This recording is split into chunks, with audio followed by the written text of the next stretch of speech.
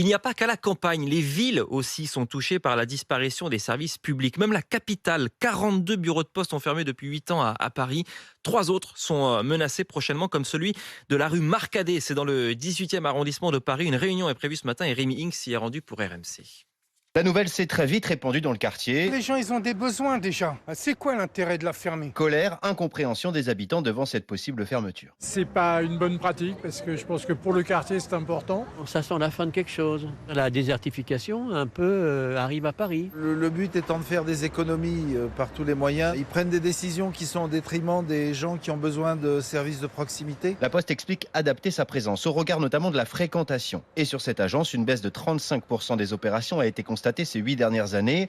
Barbara Gomez, élue du 18e arrondissement, refuse cet argument. On n'est pas sur une logique économique. Il y a des gens qui viennent, il y a des gens qui ont besoin de ce service. Ce service doit rester. Autre argument, 60 nouveaux relais commerçants ont été mis en place pour des horaires plus souples.